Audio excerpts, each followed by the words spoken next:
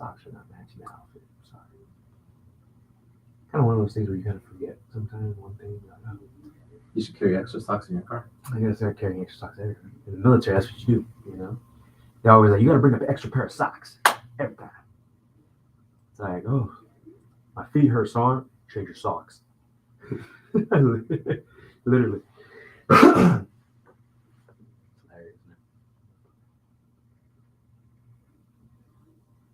All right, we're gonna go. You're live on Instagram. All right.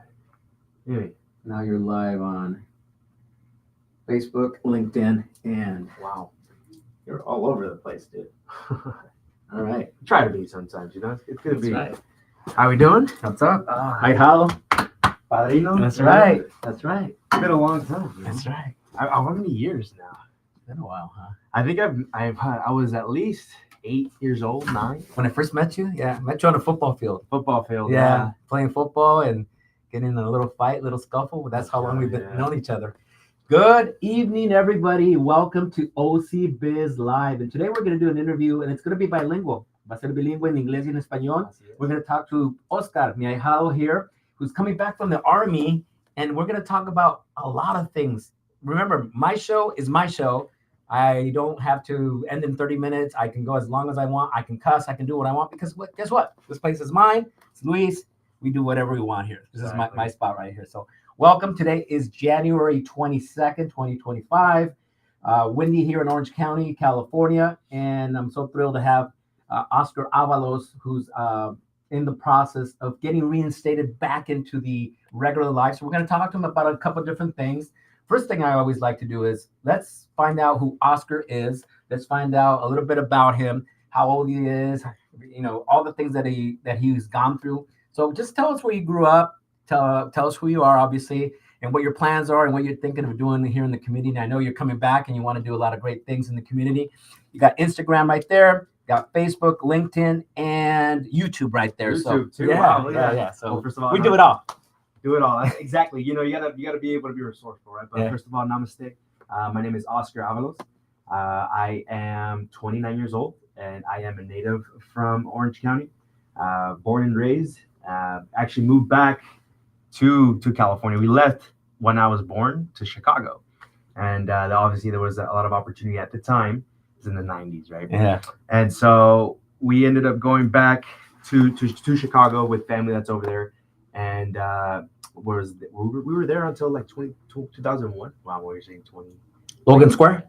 No, it was My cousin I introduced you to on FaceTime the other day. Yeah, he's in Logan Square. Is he really? Yeah. He's right in downtown. He's telling me about all these new breweries that are opening up, all these new bars that are opening up. He just walks out of his house and gets over there, dude. It's awesome. Yeah, we gotta go to Chi Town. We gotta go to Chi Town. But it's a little chilly, man. Right now, not right now. We go in May. Okay. See, we go for Cinco de Mayo. Oh, that's a plan, right, Henry? Oh, yeah. Henry, hey. Yeah, man. But Chicago pizza too, man. Oh yeah. Oh man. Now there's a controversy in Chicago. Which one's the original? You ever notice that? Which one's the original pizza of Chicago? Because there's a lot of places with pizza places that say the original pizza, and there's like 4 or 5 different ones. So I've done a couple of them. And they're yeah, it's good stuff. Well, I'll be honest with you, right? So when I moved, when I was at that age, right, I was 6 years old. Right? I don't even remember my name sometimes when I was 6, right? So we ended up moving back to California in early 2001, prior to tragedy, right? Mm-hmm. And so we got reinstated here back in Orange County, and we actually moved to Tustin. Mm-hmm. So Tustin has been a city that I hold near and dear to my heart. I call it the liminal space city. Liminal spaces are kind of, if for those who don't know, right? It's like a transition period in your life, right? It's kind of like you're neither here nor there. But Tustin, you never really hear anything bad in Tustin. Exactly. Anything bad or anything good. Yeah. It's just a city in Orange County that's there, man. And let's be honest. Yeah. Right. Yeah.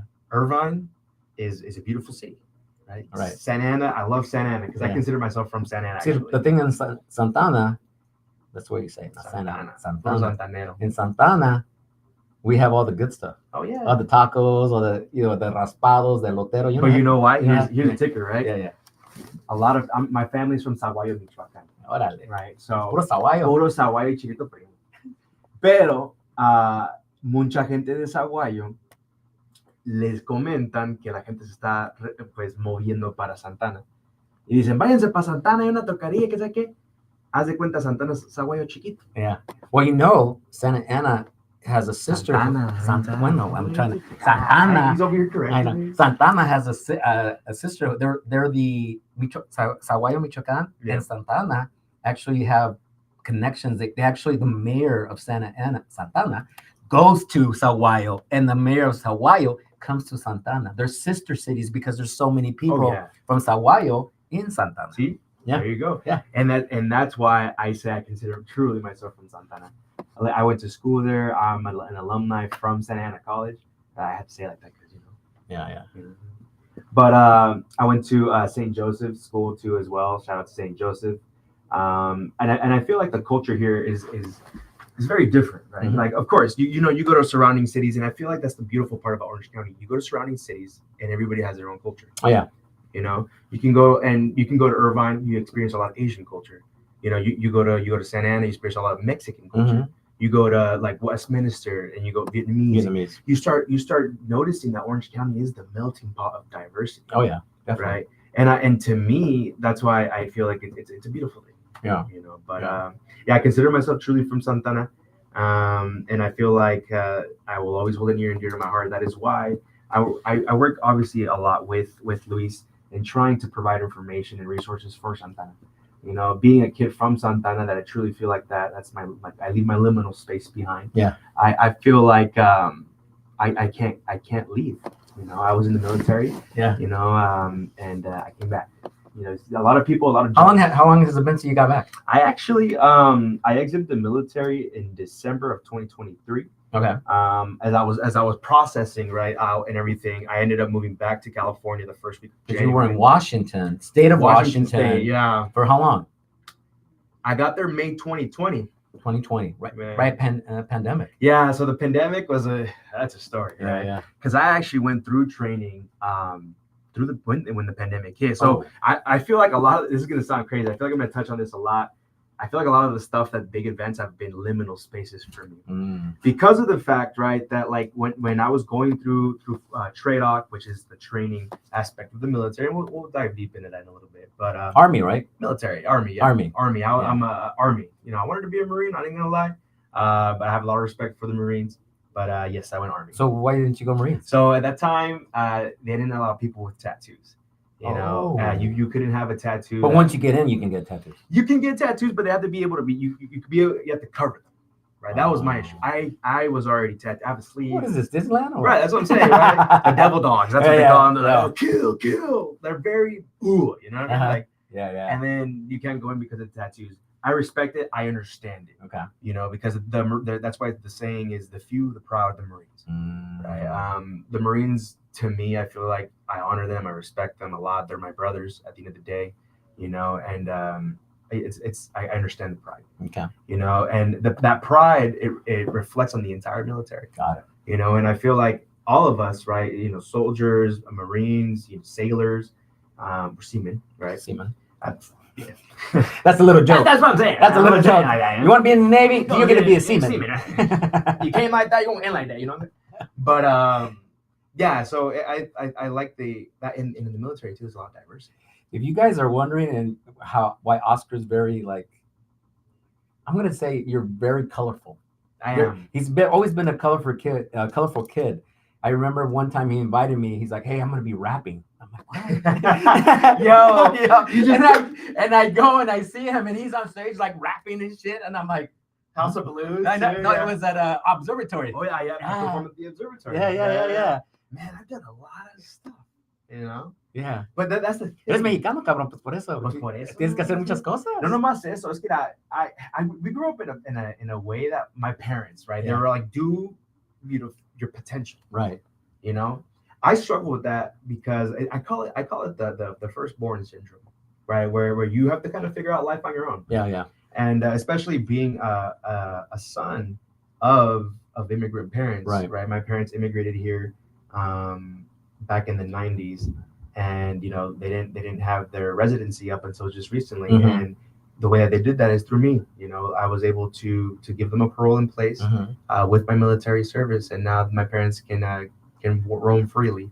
They're all over the place, by the way. Yeah, I see them everywhere. I love them so Andan en much. Mexico cada rato. They deserve it. Yeah, They deserve yeah, everything. yeah. You know, they gave me and my sibling a lot, and That's interesting. I'm sorry to interrupt you. No, of That's course. interesting that you say that because you know we were talking about this earlier. The new administration's coming up with all these different things now, where people are. It's amazing. You know, if you were born to parents that were not, you know, residents, now they're trying to take away your citizenship and stuff like that. Now, will it actually happen, or is this rah rah? So it's amazing how you went ahead and got into the military to get that. So, what would be the purpose of them at that point saying, "Let's take away the citizenship of your parents," even though you already did everything that you were supposed to do? So, these motherfuckers like erasing everything that was done before. Well, the thing is, too, I like to be informed, right? I like to have concrete evidence and not make irrational decisions and opinions, right? So biggest thing is I do believe that it is fucked up, right? What's happening with our people? Yeah, you know, all over the country. You know, I believe that we just need to be unified instead of divided. Yeah, you know? And more like anything, we went. I invited you to go over to the Mexican consulate breakfast that we had, yes. And more than anything, our people are scared because they don't have that information. Yeah, they don't, and that's what part of the show is. I do this every week because I want to inform people about people like you, business owners, city leaders, or people that are doing stuff in the city. And that's why I do this. A lot of people are like, "What do you do?" I'm like, "Well, it gets me out there. You know, it improves my skills. Yeah, and then and then I try to introduce people, and then hopefully for you it'll be some business. Somebody follows up with you, sees something with you, and in the beginning we'll have like 20, 30 watchers. By the end of the week, we're at about 1,000, 1,500. So it just depends. It just depends. Usually, if it's a nice girl, it's a lot more views. Of course, that's why I showered today. That's why he showered and suited up. I tried. But look, I'll be honest. I believe that even if we touch just one person and we're able to impact, we've done our job. Right. I truly believe in growth. Right. I believe in the 1%.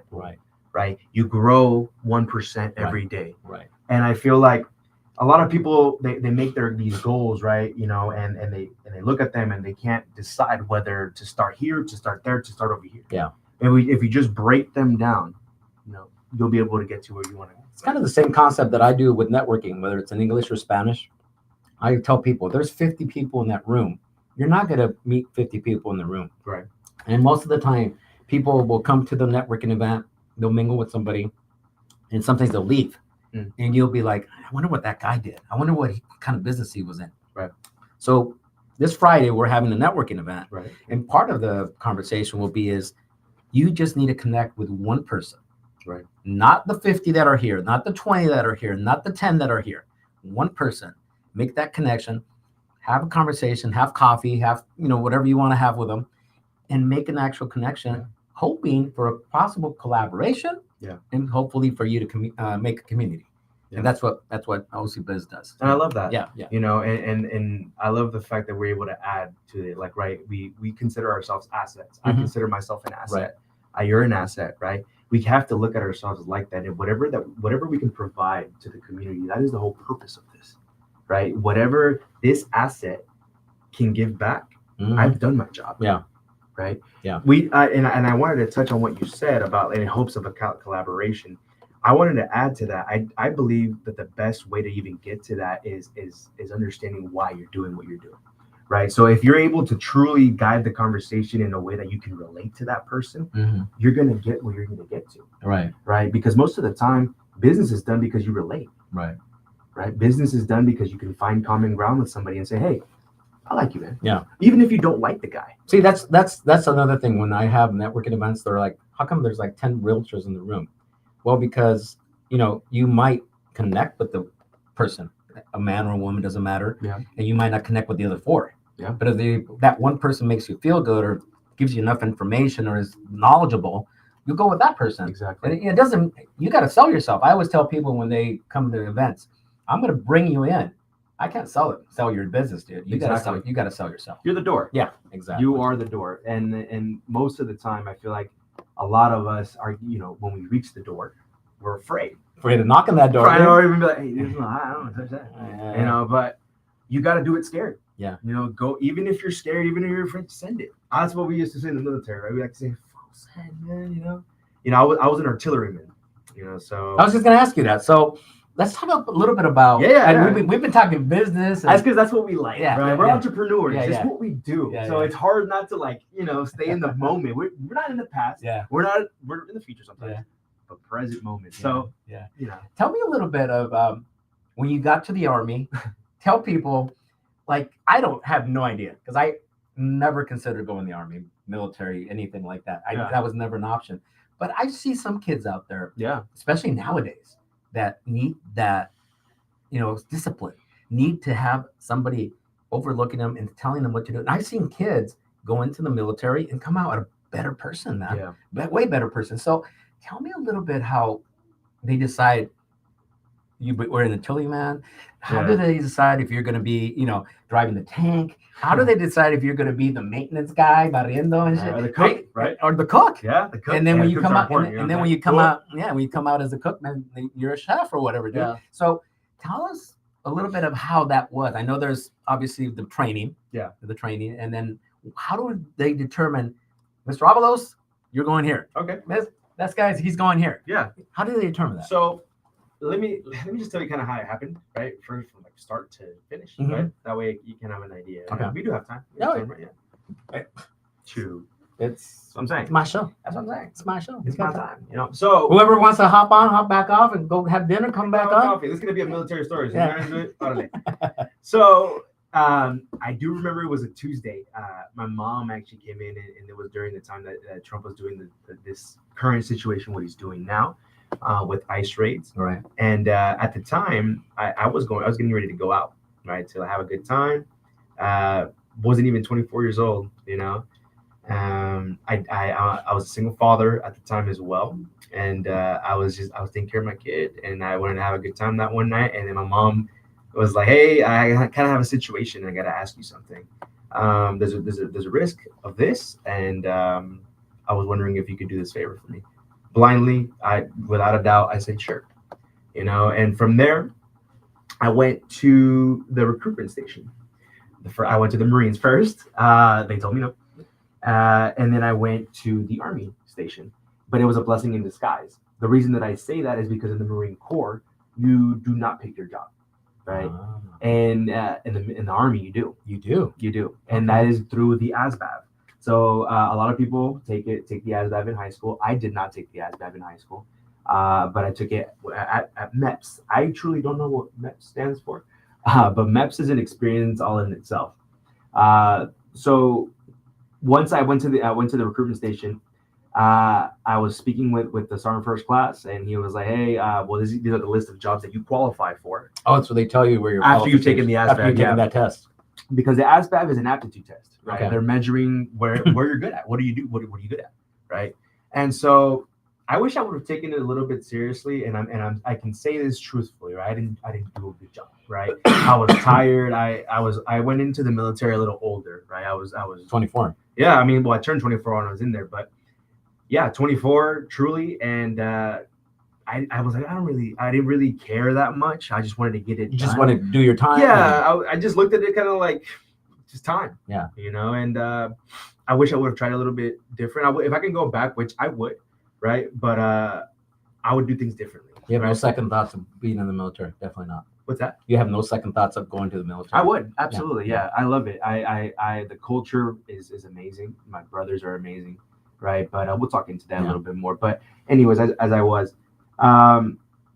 We ended up talking about with jobs, right? And so, but the cool thing about the Army is that they offer bonuses, right? So they have enlistment bonuses, right? And for those who don't know, right, you can go into the military as a commissioned officer or as an enlisted Joe. And commissioned officers are people who have bachelor's degrees for the most part, right? Okay. There's certain ways you can, like ROTC and so forth, right? Okay. That's the commissioned officer route, and they have different roles, right? There's rank structure in the military, and the officers are usually the ones that have the final say per se. And then you have your senior non-commissioned officers, which are your NCOs or SNCOs. They're the ones that advise the commander, or they advise the officers on what type of decisions that they should take based off the soldiers in their ranks. Okay. Right. So I went in as an enlisted soldier because I didn't have a degree at the time. And so, but I did have schooling. I graduated from Santa Ana College, and so that counts, right? Because any type of schooling, a bachelor's is where you go in as a specialist. Okay. So when you have education, you can go in with rank on your chest. Okay. That is very important. A lot of people don't realize how important that is when you're already inside, because promotions, right? You want to get promoted. In the military, we have salaries. When you get promoted, you get a promotion in your salary. Oh. Right. And so that's important. That's a huge deal. Yeah. Right. And you notice the biggest jump truly, like when you go from like private to specialist.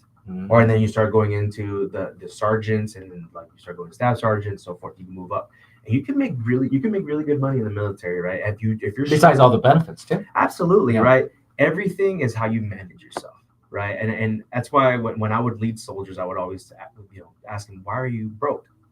And there's absolutely no reason. You should know how to manage your stuff. That's how I would lead my soldiers. And I would try and guide them in a way that they can enjoy the process of being in the military, right? Okay. Because you have to fall in love with this type of process, right? You can't just always look at the end goal, and that is what I realized in the military. I was so focused on getting out. And then you had a little bit of a benefit of the financial stuff because you were working for New York Life, which you started working for New York Life beforehand, so you had a little bit of knowledge for. You were way ahead of some of these kids. Yeah, because they're like you said, that's something they don't teach in high school. No, they don't. They don't teach you even in college. They don't teach you how to have a checking account, how to do this, how to do that, how to invest in what and stuff like that. So you had quite a bit of an advantage there. I had to. I definitely had to, mainly because my parents. Yeah. My parents, obviously there's a language barrier, and I wanted to help them as much as possible. So I had to learn. Yeah. I had to learn credit. I pulled my first car at 18 years old, fresh out of high school, because I figured out credit. And I look at it as a game. Yeah. You just got to know how to play. And if you know the rules, you'll win. Yeah. And so for me, when I was 18, I was like, what do I need to do to get a car?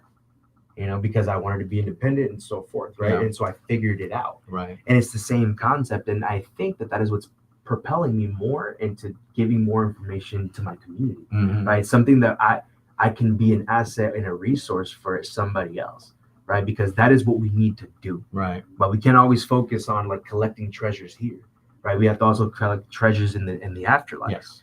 I'm Catholic, by the way, and so and I'm also very spiritual, right? So I truly believe that what Matthew 6:22 says, right? We have to be able truly to see what's ahead, right? And so that's very true. Yeah, and I learned that in the military, truly, because I felt like what I learned and what I didn't learn, right? And I say that because there was opportunities that I missed, right? And so it really made me realize that I missed it. I missed a lot of shots, and I think that is why I'm also here trying to explain to those who are even interested or even trying to go into the military, right? A lot of people don't know what the process is like, so they get scared. Yeah, right? And that's kind of like what it is, right? So for example, like what I was saying, you go to MEPS, right after the recruitment, you get checked out by a doctor, which that experience alone is wild, right? They poke you in places they shouldn't poke you, right? Poke you in the asshole, right? And it's always some white old doctor, and they're always like, all right, bend over. And you're like, why?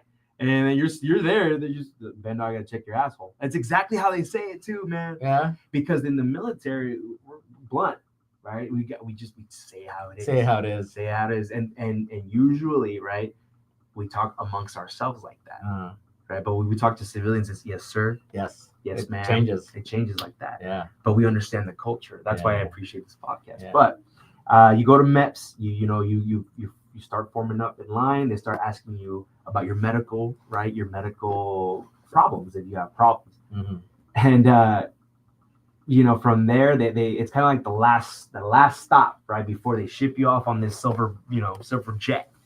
And they say, hey, like, do you have any medical problems? If you do, this is your last chance to withdraw normally, and if you don't, so forth, you get in trouble, right? So you sign your life away, and then you wait for like 3 hours, and that is when we learned the term "hurry up and wait," right? Because they tell you got to be here at 3 p.m., right? 1500 hours. You're there 15 minutes prior, 30 minutes prior, truly, right? Because Lombardi time, and then from there you're waiting, and it's 1500, and then there's no commanding officer to swear us in. There's nothing. They're still figuring out, and then by then it's already 6 p.m. Ooh, right? And then the officer comes in, does his little thing, and then you're sworn in, and then you got to say goodbye to your friends and family. Wow. From there, they put us in a hotel. Right, we went to, I don't even remember what it was because I feel like I try to like sleep in my head, like not really pay attention because I was sad, right? I experienced a lot of sadness when I left. It was truly the first time where like I left home. Yeah. You know, and because I moved to Florida, but I was there for like 30 seconds. You know, and I remember that. I remember that. Yeah. Exactly. See what I'm saying? Yeah, 30 seconds. And so I moved back to California because, man, that West Coast is the best coast. Let's be real. Yeah. And so that experience that was truly the first time, you know. And at the time, I had my daughter Luna, and you know, when she was like 2, turning 3, right? 2, and I said goodbye. Ooh, you know, and little did I know the pandemic was coming. Lockdowns were coming. I didn't know. I had no idea. And so, how was that in the military? Did they also do that? Oh yeah, we're getting there. Yeah. And so we get shipped off, right? And I got sent to Fort Leonard Wood, Missouri. That is where I did my basic training. That is where I essentially started my military career, right? And when you get to the first, like, your basic training station, right? Or where you get there, and it's another test, right? They look over your medical records and they double check that you didn't lie, right? That make sure that whatever it is that you said on that paper, it's true. They double check you, and then that is when you get all the famous injections, all the vaccines, and it's literally like a conveyor belt style. You walk through, they form you in a line, and then your sleeves are up, both of them, because if you need a lot of shots, they can't keep poking you, you know. So You're walking. They tell you what it is, they inject it, and then you keep moving forward. How many shots? I had like 4 or 5 shots, and I remember that was a really difficult night. You know, I got there, they injected me with penicillin, the peanut butter shot is what they call it. They injected in your ass, like in your ass cheek. I swear to God, this is a true story. And they say it's gonna hurt, and then they're like, "Hey, it's gonna fucking hurt to shit." And I'm like, "No, it's not." Really? Yeah, man.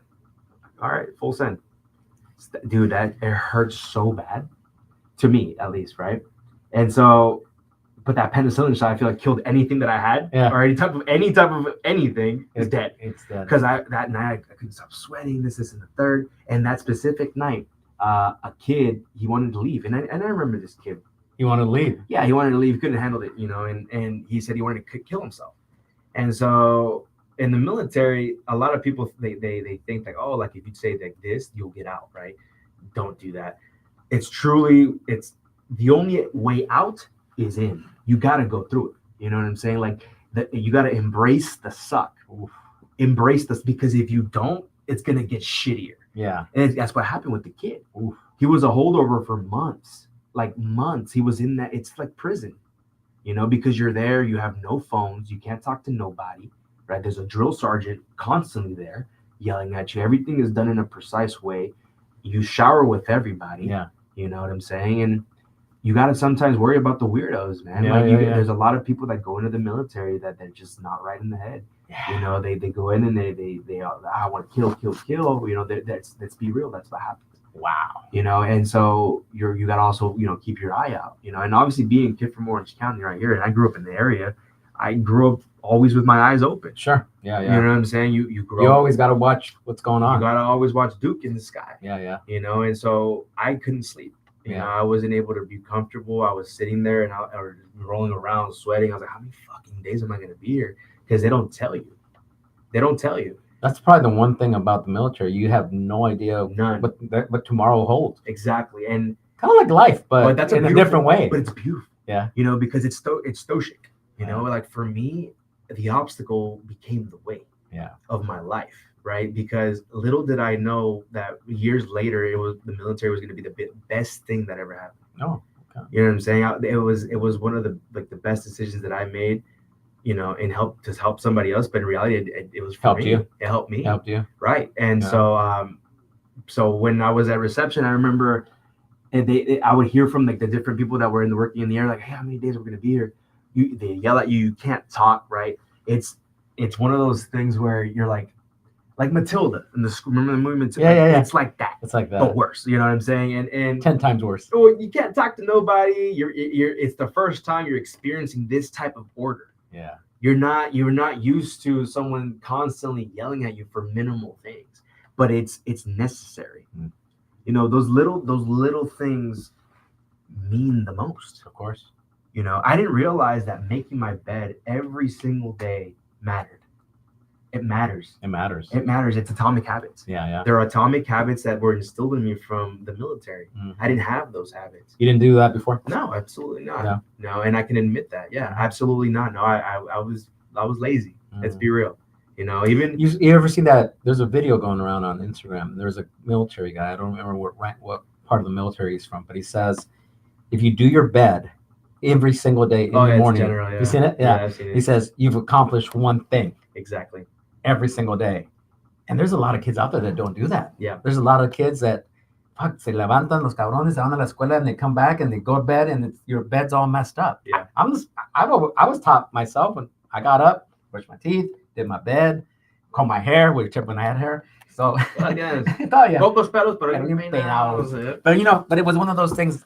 There was structure. Yeah. And a lot of these kids don't have that structure. Exactly. Yeah. Because they're like, oh, I get up 5 minutes before I could go to school. Right. And then they're out the door and then se acuestan los mismos pinches guerreros, dude. Yeah. It's like, come on, man. Fucking farted there all night and te vas a acostar otra vez. And the thing is, you know what the problem is? The root issue.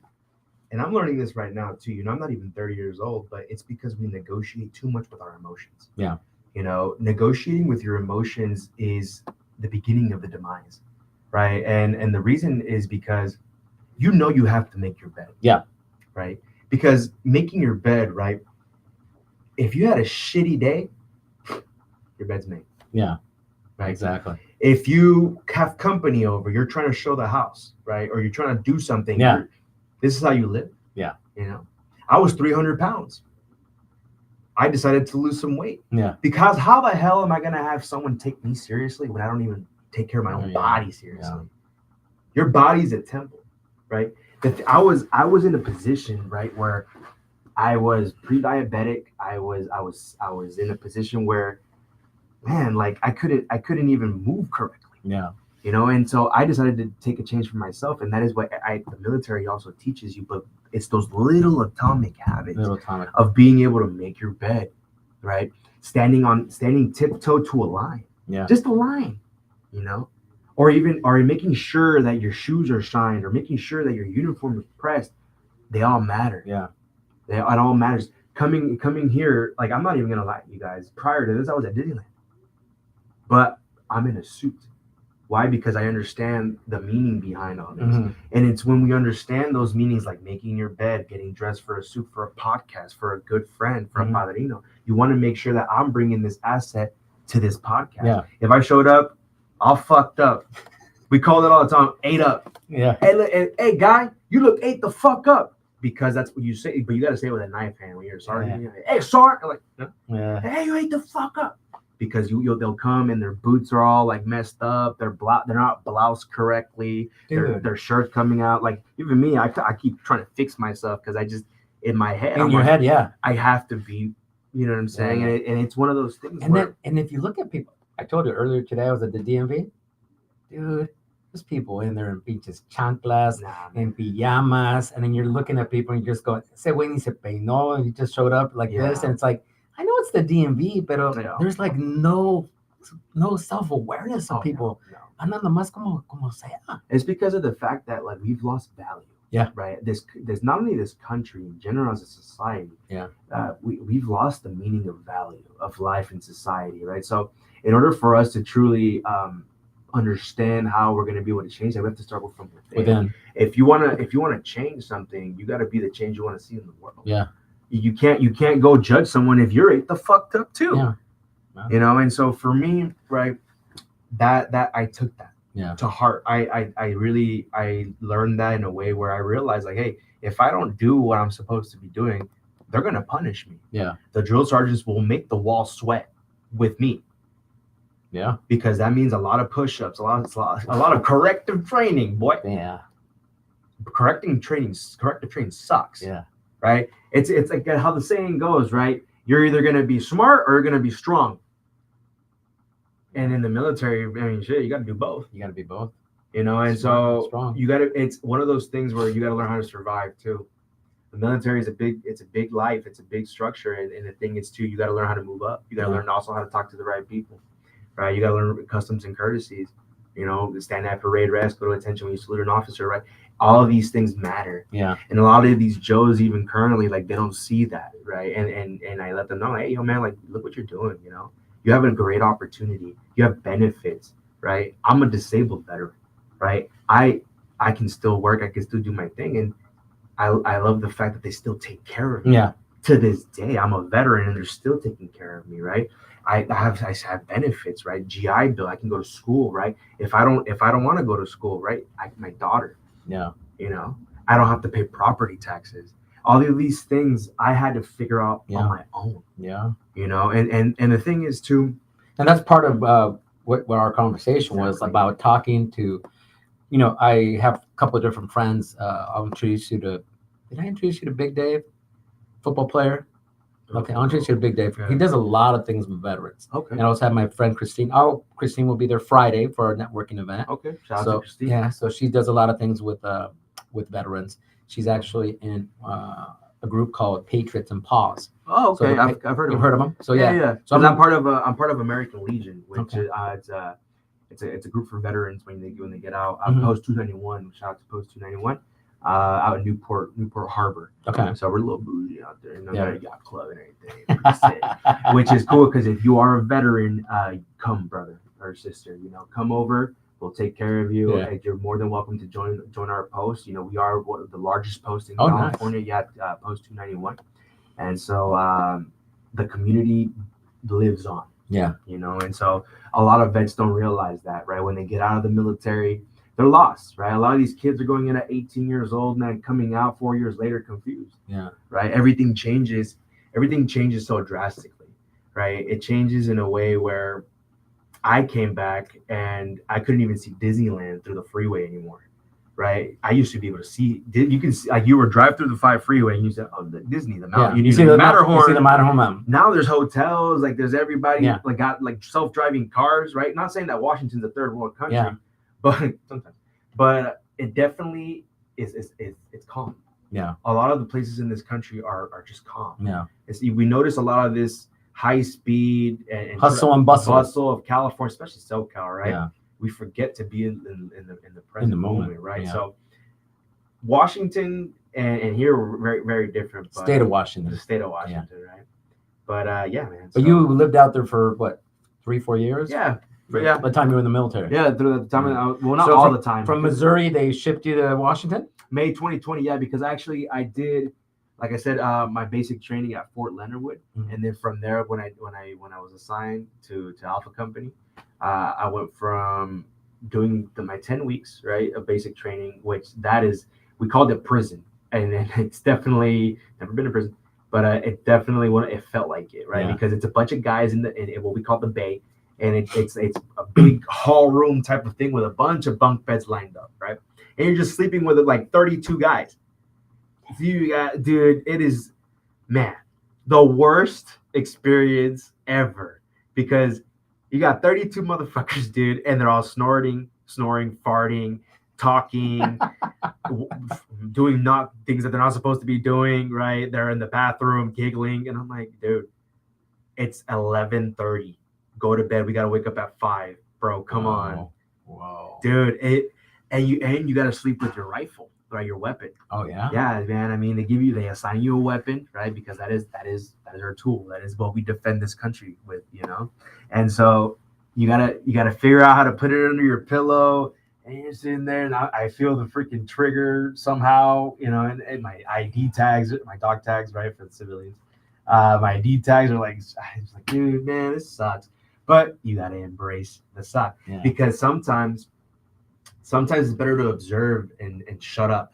Yeah. And look what others are doing, because a lot of people don't know how to handle those emotions, and they let themselves just be driven by them in a negative way, and they put themselves in a hole where now you have a drill sergeant who's smoking the fuck out of you because you complained, or you did something you weren't supposed to do because you were trying to find a shortcut. Yeah. You were trying to find a shortcut with not making your bed on this side because you thought that the drill sergeant wasn't going to see the other side because it was close to the wall.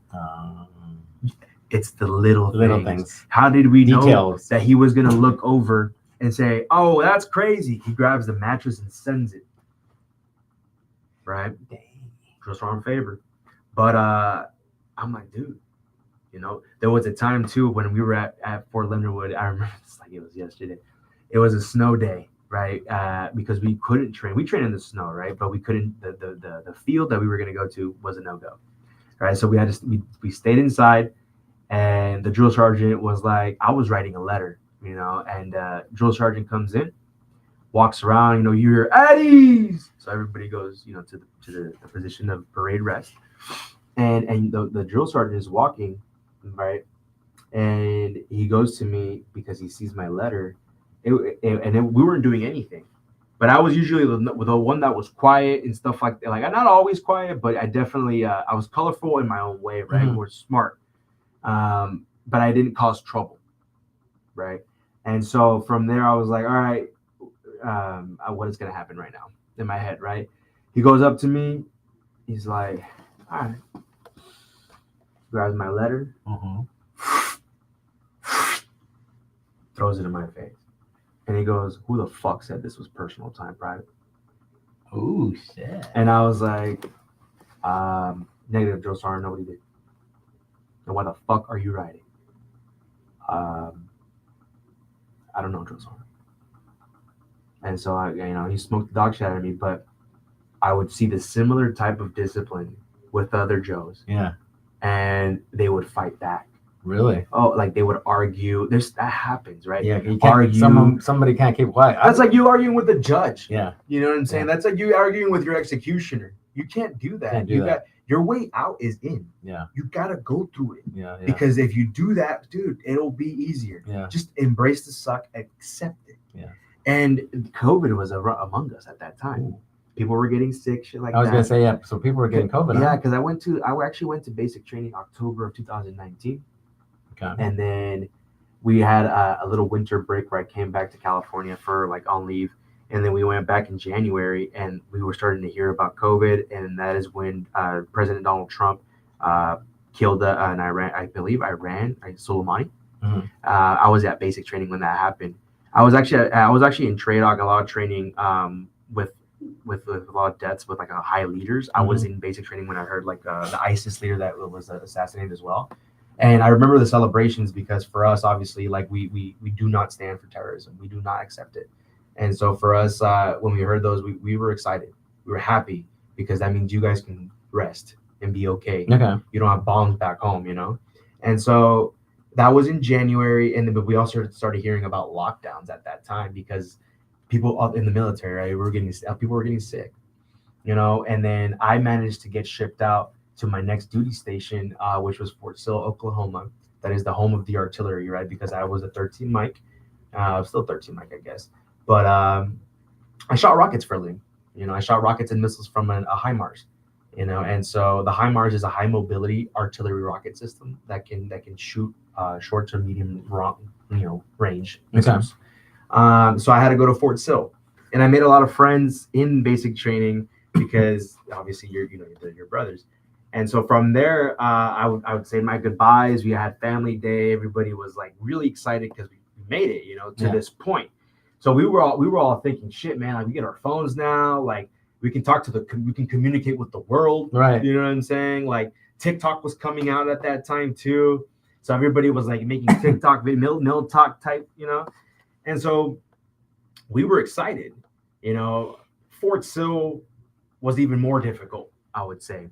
The reason I say that is because that is where the lockdown happened. That's exactly. And my AIT, which is my job, right, my training for my specific military occupational skill was 6 weeks, right? And I was like, I'm going to breeze through these 6 weeks. It'll be the easiest fucking thing I've done. I'm going to close my eyes and we're going to get it done. God had a different plan. Yeah. And so I remember I did run into some issues at Fort Sill, for sure. Especially and when it came to my phone, My phone was like a big deal for me because I was in the middle of like dealing with now my ex, and it was a mess, A lot of right? stuff. And so I got caught with my phone. I ended up getting held back for about 2 weeks because I had to do time, right? I had to like pretty much just do extra duty, which was really shitty. Because you have to do it up until like 11:59 or 11:30 p.m. and then you gotta wake up at 5 in the morning. Oof. Um, Is that what the reason too? You're early bird now. yeah, I would say so. Yeah. I wake up every single day at 5:30. I just can't. I can't. You can't. I can't. No, I can sleep. I set my schedule now with myself where I'm in bed by 9. You know what I'm saying? I want to take care of my body. I do. I want to get to a point where I'm where my peak physical form is. I feel like every man and woman should see their peak physical form in this life. We were designed to be that. So as I was saying, Fort Sill, we got the notifications, right, that there was going to be a potential lockdown, and I was scheduled to leave Fort Sill first week of March. Okay. And so that's when exactly it was kicking in right here. Yeah, and I was just on track to finishing my extra duty because I did get in trouble, so I got held back when I was already supposed to be at my next duty station, which was Fort Lewis, which is JBLM. Okay. Joint Base Lewis McChord in Washington State. I was so excited. I wanted to get out of this prison cell that I was pretty much in, right? And I was like right there. And then they're like, lockdown, boom, nobody's leaving. Oh. And you got to lock. It was horrible. I was this close, and I remained there for like almost 4 months. Oh, wow. Additional months. And so pretty much from October to May of 2020, that's pretty much where I spent in training when I shouldn't have spent that long. And I learned a lot, in that time in lockdown because you're sitting there by yourself, well, most of the time, right? I had two good roommates, and you was from your room to outside to get lunch or the meal, and then you got to come back, right? And you were locked in your room, couldn't do anything, couldn't go outside. And then we had a lot of issues too at Fort Sill where like people were escaping. We had people who were going crazy because they couldn't handle it anymore, and they would run through the gate, and then that would cause more issues because now they went AWOL, and now it's the military.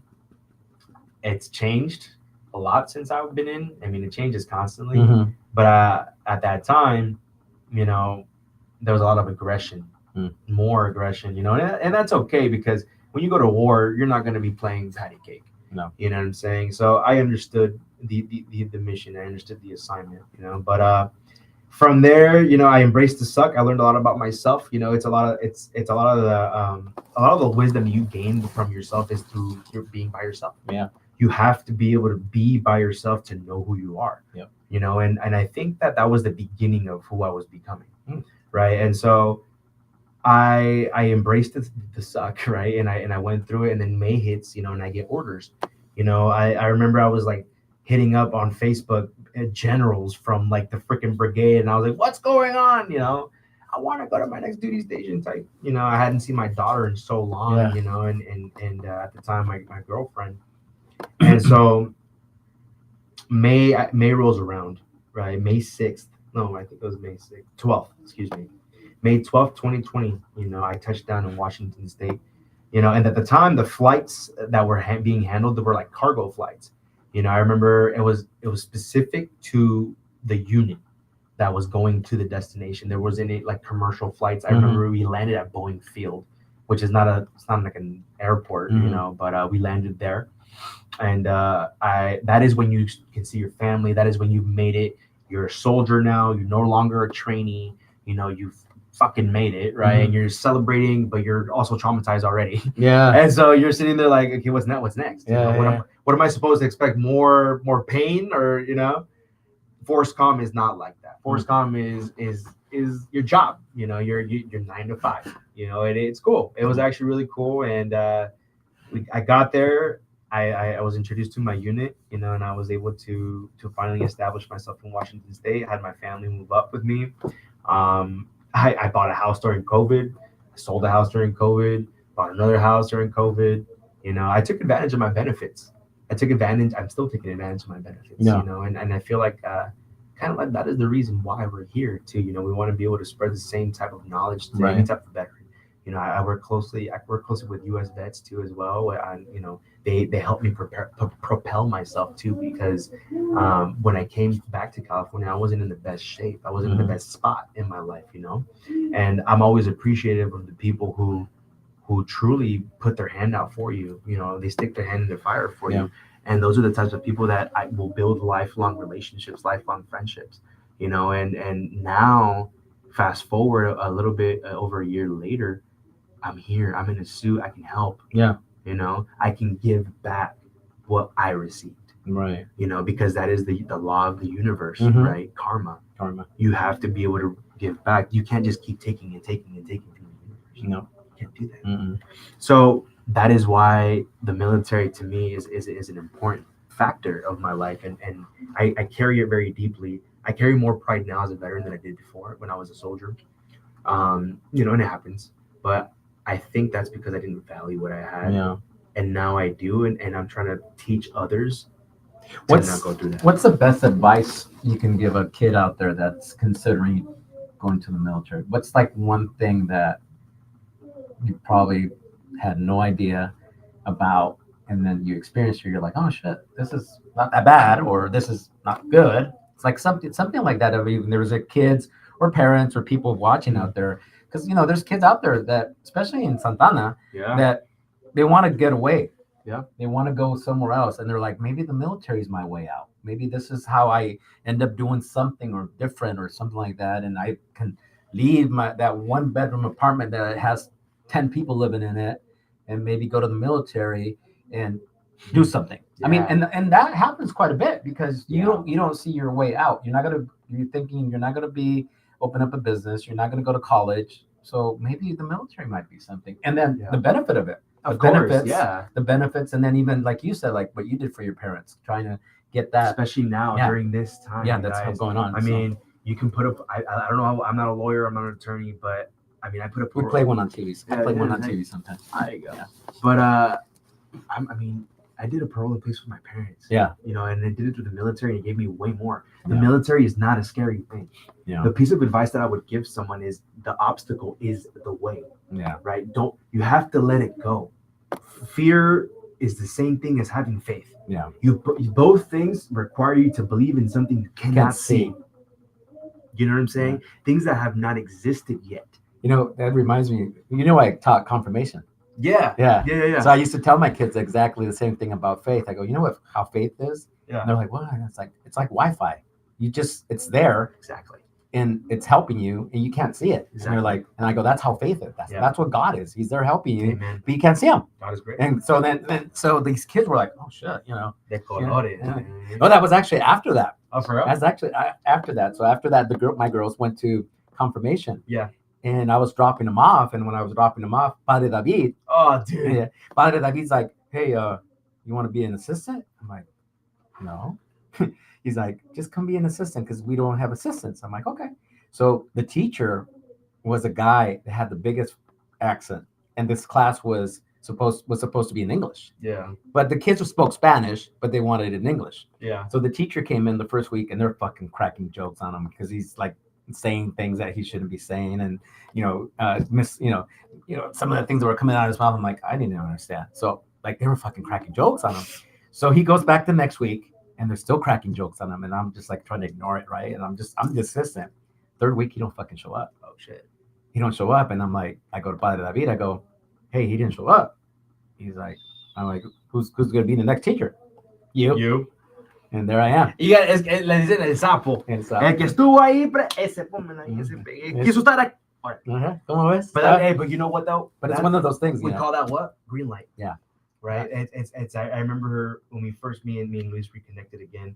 I asked him to be my mentor. You know, because I have a lot of respect for him. You know, I have a lot of respect for you. Thank you. And I think that what you're doing in this, you're like the only one in probably Orange County that respects me. No pues. Pero definitivamente, being a resource is what I picked up, and that is why I asked you, to be a mentor, because as you were saying, when you get out of the military, you know what the fuck's going on, dude. Mm. And you want someone to guide you, right? Yeah. So, like I said, back to the advice, parents, this is an opportunity for your child, right? You say you want the best thing for your children. Mm-hmm. You have to trust in your parenting. Yeah. Trust in the kid that you raised. And if they're going and they're letting you know, hey, mom, dad, I want to be in the military because of these reasons. I'm not dead. I didn't deploy, right? I'm here. Yeah. Right. And I was an artilleryman, which we are the king of battle, right? We orale, Mm-hmm. you know, I didn't deploy. Mm-hmm. You know, and the thing is, like, you also can pick your job. Yeah. Right. You want to be doing something that you like to do and that's going to benefit you when you get out. You want to be in HR. You want to be a helicopter mechanic, aviation, anything. Yeah. The military is paying for you to do that. Yeah. You know, and they're paying you to do that for free. Why the hell would you not? Mm-hmm. One of the homies, like, he was like, yo, man, I want to be a physical therapist. You know, and so he started becoming a physical therapist in the Army. Mm. You know, he did specialty. Okay. He's a physical therapist now. Okay. You know, one of my best friends, Tim Shelton. Hey, shout out Timmy. He to me, he's the epitome of that. He has a great career now. You know, and in a way that I'm like, yo, this guy, dude, like, this to me is the reason, right? And so, parents, you gotta let it go. Yeah. You know, and especially Mexican parents, because I can say that. Yeah. I can't say Hispanic because I'm not freaking Spanish. You know, Mexican. Well, viejo. My Mexican parents, like, especially moms, like to, you know. Yeah.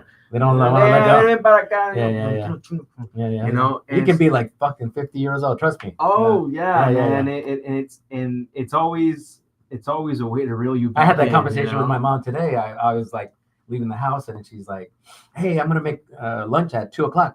And it's like, Mom, I gotta go to work. Yeah. And she's like, "Oh well, I don't want you eating out in the streets." I'm like, "It's not the streets. Yeah. You know, I'll get a salad or something." She's like, "No, te vienes a los taquitos." I'm like, I can't, Mom. You know? Yeah. But that's our culture, and it's okay, you know, because we worry about the things that we raise. Right. You know what I'm saying? That's how we are Mexicans. We take care of our own, and that is what we need to keep doing, right? And so, the children, here's the advice. Right? If this is something you want to do or consider, talk to multiple people. Right? The 37% rule tells us that we have to be able to observe all of our options. You know, within the 37%. Mm-hmm. You can't go with the first one, right? The first option, you don't know. You don't know what the hell's going on. Yeah. How do you know how to average out anything if you don't have more data? Go talk to multiple recruiters. Go talk to all the branches. Yeah. Shit, if I could go back, truly, if I can go back, I'd be in the Air Force. I love to fly. You know what I'm saying? Yeah. I love flying airplanes. You know what I'm saying? And to me, I'm like, dude, I should have just done that instead of paying for my license. Mm-hmm. You know what I'm saying? Or like, they get treated better. They have way better bases. Joint Base Lewis McChord is a joint base with the Air Force and the Army. I shit you not. It's like going from Santa Ana to Newport Harbor. That's how the difference is. Like, even their exchange store, which is like their Walmart, right? The PX. Their PX has food courts. Damn. I was like, what the fuck, dude? I would drive to the freaking Joint Base Lewis McChord side, dude. I didn't give a fuck. I was like, I'm going to the Air Force. And we all kind of have the same uniform, but like, we have, like, our name tapes are a different color, right? And so they can tell, you know, and there's discrimination everywhere, guys. Listen, in the military. Listen, man, I'm gonna be honest. Everyone's racist, dude. Even in the military, bro. Everybody it's the most diverse place. I got black friends, Asian friends. I got friends with no teeth that are white called Bubba. I got everything, and we all crack jokes, man, because it's not that deep. Yeah. It's really not that deep. When you realize, truly, right? When you realize that we're here for a short time, not a long time, and you don't let the little shit bother you. Yeah. You can get along better. You can relate with people better because you can understand people better. Yeah. That's what the military taught me. Shit. I remember there's discrimination in there too when it comes to rank, when it comes to branches. Sure. You know, at Fort Sill, there's a lot of training that goes on there. And I remember we were doing like a march back to like the chow hall, and they were coming in, and we started like bumping. We were gonna fight. And they're like, oh, you guys are boots, this and that. You guys are like the lowest scum. And And then, or we'll be like, well, we were the fucking first branch, you know, stuff like that. It goes back and forth. We don't need crayons, you know what I mean? But it's one of those things where there's discrimination everywhere, man. Everywhere. And not to get too political, but it's like it happens everywhere in the military. Like so don't think, everywhere, dude. Yeah, don't think it's just you, right? Or don't think it, and don't let the shit that's happening right now like bother you, man. Truly, like, stay in your lane. Yeah. If you stay in your lane, do the things that you got to do and take care of your own and take care of yourself and don't fucking cause problems. You're gonna be fine. You'll be okay. And the number one thing that you're gonna make sure that you're okay is read. Mm-hmm. Stay up to date on the laws. Don't talk to cops. You know what I'm saying? Like, or like people, they're like, hey, they knock on the door, they get scared. You don't fucking open the door. Don't open the door. Simple or they're like, we need to see this. You got a warrant? You know, immigrants have rights too. Yeah. You know what I'm saying? They have a right to an attorney there. Yeah. So I don't even know how I got into that, but what I'm saying is like definitely it's not that deep. Yeah. It's not that deep. It's fine. Your kids will be fine. You're gonna be fine, you know, and they're gonna make a lot of friends, a lot of connections. They're gonna grow as individuals, right? This is something that we all need to do, is grow as individuals. And if they have the opportunity to do it in a structured way with essentially supervision, right? Why not? Why not? You know what I'm saying? You're gonna prepare your kids way more in the future to be able to reach those goals. Yeah. Reach the doctor, reach the lawyer, reach the paralegal, reach everything, because the Army will provide. Mm-hmm. Even, I don't know if you've heard, but like even the military, like they have JAG, right? They have attorneys that are majors that go in there. They practice military law. Mm. They get out and they're successful. Yeah. You know, or a lot of veterans who get stationed somewhere, they stay there and they build their own practice. They open up businesses because they take advantage of the fact that the VA pays for certain things, right? Or you have GI bills, right? You have business loans, like VA business loans, right? People don't know how to take advantage of. And then your medical's taken care of, right? Yes, I'm 100% disabled, you know, and I have medical insurance for the rest of my life, you know. I'm pensioned out, which is great, you know, and I think that the military they also take care of my family, right? My daughter, you know, she's my dependent, and they take care of her. Mm-hmm. So there's a lot of benefits. We're at an hour, which we can go as long as you want, but we're at an hour. But let's talk about part of the stuff you were telling me about communicating with the veterans and talking to veterans about all these things. I mean, we just mentioned a few of them. Obviously, the medical, the GI Bill, to go back to school, the VA loan to buy that house at, you know, at very, you know, some of these rates and stuff like that, some of these benefits that you guys get that other people can't get. So, and I know a lot of it, you want to educate the community, educate our veterans too. Yeah, absolutely. I mean, like I'm educating based off experience. I feel like life is the best teacher. Sure. You know, and I'm going based off what I've done, what I've researched, questions I've asked that people don't want to ask, and I just probably give it to the community. Mm-hmm. I give it back and I say, hey, I did this. Well, how does that work? Hey, well, this is how it worked for me, you know, and I can point you to the right direction of someone that can help you. But ask these questions. Right. Make sure that you're going into that conversation knowing a little bit of something, a little bit, so that you're not, you know, led astray. Because most of the time too, when people are getting out, right, they think that they're going to get an automatic job. They're going to get everything automatic. That is not the case. Not the case. You are just a regular person. Yes, you're a veteran. Yes. But I mean, you're competing against others, thousands of people. Yeah. Stand out. Mm-hmm. Use the techniques, the skills, the knowledge that you gained in the military to stand out. Right. Because making your bed will make you stand out. Yeah. The little atomic habits of like calling back that client when you said you were going to call back that client, dropping off something when you said you were going to drop something off. You go to that client's office or house and they don't know how to do something. You take the time and you do it with them, right? Those are the little habits that make people successful. Little things that absolutely add up. And they taught character. One of the first sergeants when I was in basic training, First Sergeant Menix, he was like, the one thing you don't want to do in the military and in life is make your last name not mean anything. Right?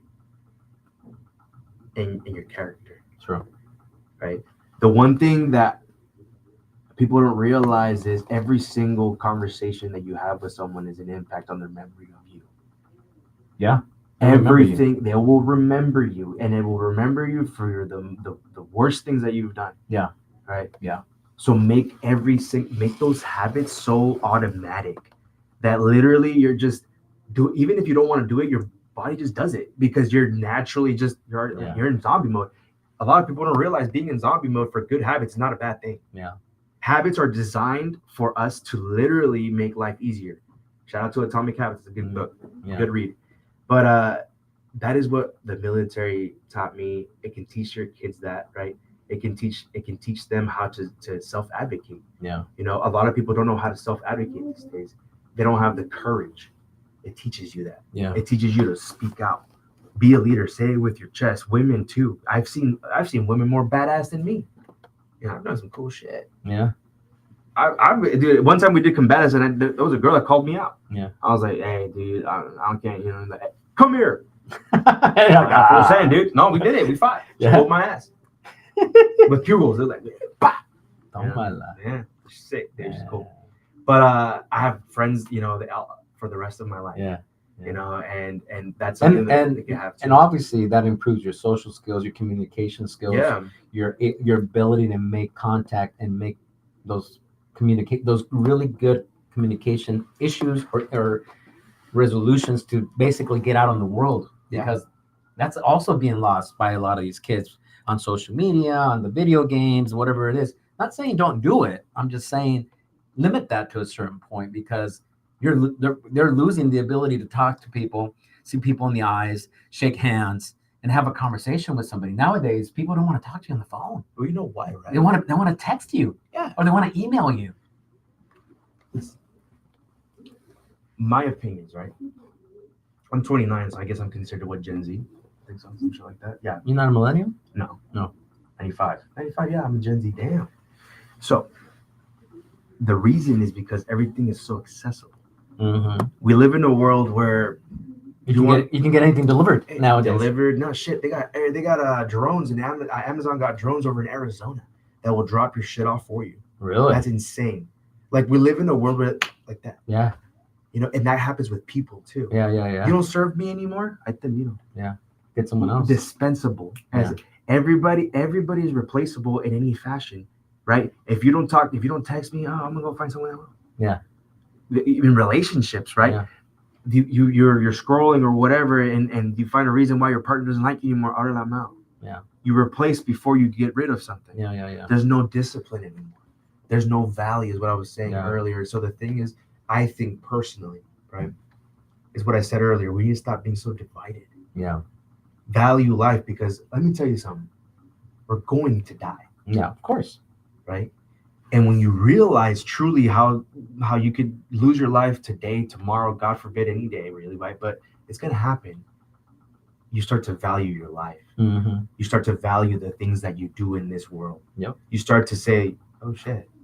Yeah. I'm not going to take my Rolex, my cars, my house. I'm not going to take any of that shit with me. But the way that I, obtained those things was hurting somebody or bad-mouthing somebody so that I can obtain that, right? Crime, fraud, whatever. That's not a life you want to live. No. For what? That's a legacy you want to leave behind? No. That's the important thing, leaving a good legacy. Exactly. Leaving a good legacy. It's kind of like legacy is how Pablo Escobar, right? One of the greatest, truly, traffickers of drugs in the world, in history. He left a legacy behind. But he's a piece of shit. Yeah. It's not a good legacy. It's not a good legacy. Right? Yeah. And you can choose your legacy. Yeah. Right? And leave that behind. Work on that. Yeah. Right? Work on the way that people remember you when they say your last name. Oh yeah, I knew that guy. It's like, he did this, shit, he did that. Man, I miss him, man, or whatever, or he did a lot for the community. Yeah. That is what you need to focus on. Don't focus on the material shit. Yeah. Don't chase money. Yeah. Money's a female, in my opinion, right? The more you chase her, the more she dips. Mm. The more she's like, I don't want that. But when you play it right, you play your cards out, you manage your money right, it'll come. It will come.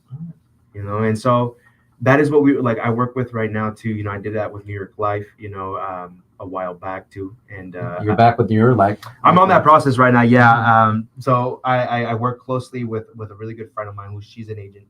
And we work great together. I'm able to also help people with in the community, and specifically immigrants, because I want to educate them on certain, aspects that they do qualify for certain programs, that they'd have the ability to retire. Yeah. Most people don't think that they can. Yeah. Even in their 40s, 50s, they're like, dude, I can't retire. I promise you can in some type of way. we will find a way to make you be successful in your later life, you know. And the thing is, even if it means education, just educating you. It's informing people. Like in your kind of business, my kind of business, I'm out there giving information. I'm out there telling them what's out there, what happens for me, what happens if you go to jail, what to do, what not to do, etc. With you selling a policy, is like, here's the info. You might not make a sale today, but they're going to remember you, like we just mentioned earlier, and they're going to pick up that phone and go, hey, call that guy I talked to last time. He was sincere. He sounded like he knew what he was doing. Let's call him up. So you might not sell it today, but you're putting the information out there, especially to our Hispanics, our Latinos, Mexicanos, whatever. Y miren lo que pasó con los juegos. La gente que no tenía seguranza, la gente que no tenía nada en orden, sus finanzas, no tiene nada, ningún lugar donde vivir. No. But if you're prepared, you will not fail. You gotta be prepared. You gotta be prepared, and that is why I'm passionate about my job. Like everybody needs life insurance. Everybody needs to retire. Everybody needs to, I might open up a Roth, you know, or invest. Do something. And that's the stuff that we can do. You know, and if it means like, hey, doing something where we're reaching out to the community, not only just in the way of like finances, but hey, have you thought about maybe you can do this to get that? Education. We are assets. What type of knowledge does it serve if you keep it internal? It doesn't serve you for nothing. It's not knowledge. At that point, it's if you don't share it, it's not knowledge. Exactly. If you keep it, it's basically being, just stubborn and having the information for yourself. It doesn't have any value. It doesn't mean anything. Because at the end of the day, being selfish, keeping that information for yourself. Okay, you'll die, and then what? Sometimes people come to me and I've helped bail bondsmen out. They call me like, hey, dude, I got a federal bond. How do I do this? I'm like, oh, just do this. Oh, okay, I'll take care of you. I'm like, you got it, right? Yeah. See me. Let's go to lunch or whatever. I give that information out, and there was a certain person in my life that would say, oh, you're losing business. You're giving them all the tools. I'm like, no, I'm helping out. I actually I connected with the bail bondsman just this week. He got back in the business, and he wants me to consult for him. I'm actually going to start consulting for them. Nice. And I remember, and I forgot to mention this when I had lunch with him yesterday. I remember meeting him at the jail, and he came in, and I gave him a tip on how to drop a bond without him being there that long. And he's like, I remember going, I just helped that guy out. Here he is now reaching out to me. 10 years later. Wow. And he's like, hey, I want you to be a part of my business, give you some consulting fee, help me out. So that's one of those things. I put it out there. I could have been like, fuck this. Fuck this. Yeah, I'm not gonna give him the info. He can figure it out himself. So we're at an hour and 20 minutes. So let's wrap it up. Yeah, we're gonna wrap it up. But if you guys want to come and hang out with Oscar, come out Friday. We'll talk about our events that are coming up. So this Friday at the Metro Bean Cafe on the corner of First and Cabrillo. Okay. The Social Security office there. There's going to be signs. You'll see the signs that say OC Biz with the arrow on it and everything. We're going to be networking. So you can come and meet Oscar, talk to Oscar. I know there's a couple of people that actually are looking forward to speak to you. I was telling you about that other guy from the Army. He wants to talk to you. So come out and meet. We're going to have different people. We're going to actually have somebody with commercial real estate, really, really big guy in the commercial real estate business. A lot of different people are going to be there. I'll be hosting along with Christine, my friend, this event. First time we're doing it here. First time we're doing it in the evening. So come out. It's going to be from 5:30 to 7:30. So come out and network. And you have my flyer. It'll be on my social media. Come out and check it out. We'll have food, we'll have drinks, we'll have Vinos Unidos is going to be pouring wine for us. We're going to have somebody doing headshots. You've got that old headshot like 20 years ago. Right. Let's change that headshot, get you some new headshots. My buddy Dustin's going to be there taking pictures and everything. So it'll be a good event. Come on out. Yeah. It's from 5:30 to 7:30, $25. It gets you the food and the drinks. And like I said, our good friend Vinos Unidos will be pouring. Robert from Vinos Unidos. Yeah. That's coming up this Friday. So today's Wednesday, couple days. Right after that, as soon as I close that door, I'm running over to my good friend, Ernie G, who's celebrating by doing his comedy show that he does every year. And here's the thing about this comedy show.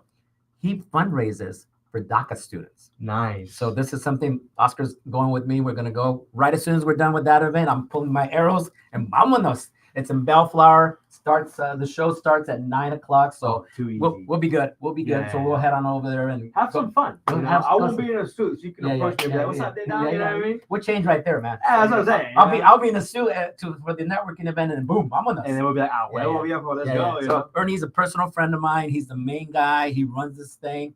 So we're going to do that right after that show. So anybody that wants to join us out there, it's over in I think it's called the Comedy Club in Bellflower. It's so just reach out to me if you're interested in that. Then Sunday, there's another comedy show we're doing. Now I'm not doing this one, but Carlos, my good friend Carlos Muñiz, also known as Slowpoke. What's that? Slowpoke McGee or whatever. Jesus. If you see my phone when he calls me, it's that pinche Slowpoke McGee. Anyways, he's having an event, and this is to raise funds with Suavecito. Suavecito here in Santana, 1 to 5 at Spoons. So all these great comedians. He's got a good comedian, a really good comedian. Besides the other ones are good too.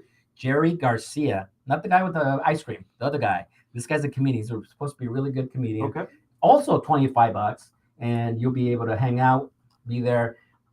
It's going to be, like I said, raising funds with Suavecito's foundation, and they actually also help out kids here in Santana. And it's for the youth and government program in Santana, run by my good friend Roman Reina too. Nice. So it'll be a great event. Come out and support. So we got all kinds of activities going on. And the other announcement I have is my breakfast is now becoming a lunch. It'll be starting from 11 to 1. We won't be doing it that early now because Spoons will not be opening up for breakfast anymore. So, yeah, it's it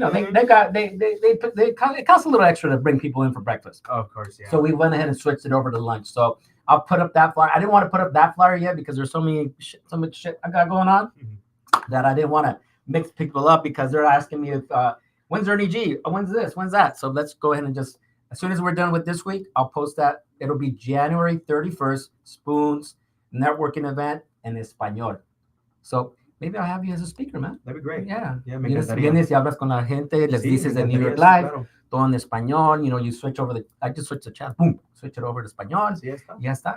Le platicas ahí con la gente. I'll bring my friend Angelica. She's the one that helps. He's the agent. Yeah, there you go. Traigo mi amigo César Mendoza, que es un prestamista, para refinanciar su casa, para hacer préstamos, todo eso lo conozco. Yeah. No, and the same thing too, like right now we're in the process of creating a Global Pathways where we actually it's a nonprofit where we create pathways for anybody who's going to come in either civilian life, coming from the military, immigrants that are trying to find resources here in Santana, specifically just being a resource for the community. And if we call it the Swiss Army knife, right? Yeah. If I can't do something for you, I will find someone that will. We'll connect them.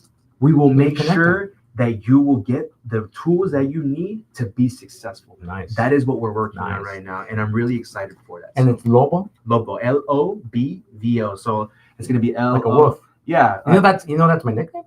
Really? That's my nickname too. That's my nickname, Lobo. Yeah, mine too. Yeah, I have a few tattoos. They used to call me Lobo because it was I used to wear the shades, and I looked like the guy from those Lobos. Oh. But ever since then, it was always Lobos. So my next tat is a Lobo. Oh, yeah. I got 3 Lobos on me tattooed. I know you got one on your chest. I got 2 on my chest. I got one right here. You got a Batman, Joker. Batman, Joker. I got a whole thing, and I actually got a portrait of my parents on my back. I gotta cover this up. So we'll cover that up. Yeah, we'll put a little golf ball. You could actually make it a golf ball. Like you got hit. No, I can take that out. That's not a problem. But I'm gonna cover this up. Oh, that's getting tattooed on the scars hurt. Does it really? Yes. Oh, it hurts so bad. Does it really? Yes. Somebody told me that. That's why I haven't really. I've done it. Yeah. Yeah, I've done it. Oh, that's right. When you fell off. Yeah. I was in a severe motorcycle crash, but I'm alive. You don't drive motorcycles anymore. Just not recently. Yeah. What happened to your classic cars? You got really classic cars? I had to, man. I mean, I had 2 66 Mustangs, and I actually had them shipped. Well, I have one of them shipped from Santana to Washington State. Bad idea because of rust, right? Rains every single day. Pisses rain, right? I don't know if I told you. I have a 71 Maverick. Oh, I gotta show you a picture of that. Yeah, it's in the works right now. Engine's done, transmission's done, headers are done. Have headers on a 250 straight 6 engine. Yeah, so it's all chromed out. It's all chromed out and everything. Got to do the floors. Got to paint it. Oh, that's a little weekend project. Yeah. That's one of the things that are coming. I don't know if I ever told you, but at one point I had 24 classic cars. 24.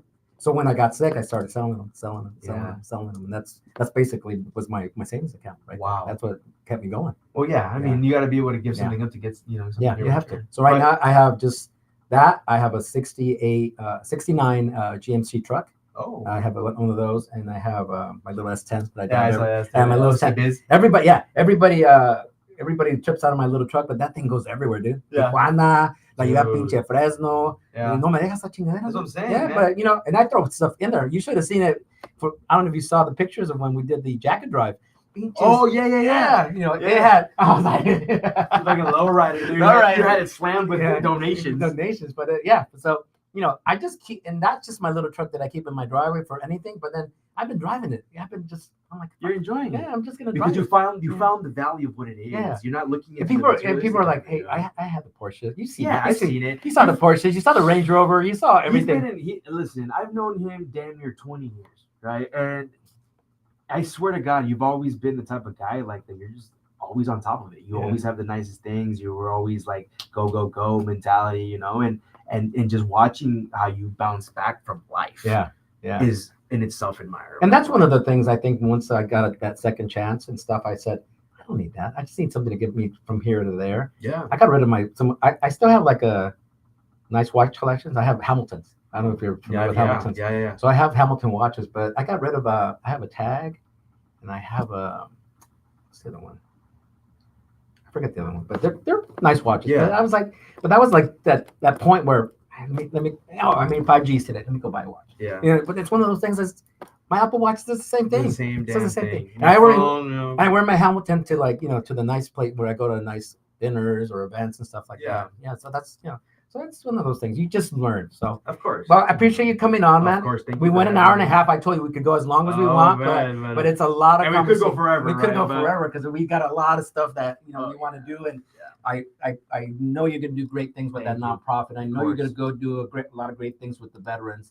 I mean, and Oscar's all about doing great things. I know he's one of those guys that he's come back to the community. I'm gonna start bringing him to all of my events and stuff that he can attend. Obviously, he's got to go to work and stuff, but we'll get him out in the community, make those connections, turn into collaborations, and create a community. So Friday, guys, don't forget Metro Bean Cafe. Come out and meet Oscar and all these other great people that are coming out. Me and Christine will be your hosts there, and hopefully we'll see you there 5:30 to 7:30. Then we're going to Ernie G's right after that for that comment. Yeah. Thank you so much. Thank you very much. Yeah, of course. All right, guys, don't forget to check us out next week. Don't have a guest yet. You want to be a guest? Let me know. Next week should be in Spanish, but it doesn't matter. It's my show. I can do whatever I want. Give me in fucking French. I don't care. Cool. Ahora pues, los miro. Take care. Let me walk out.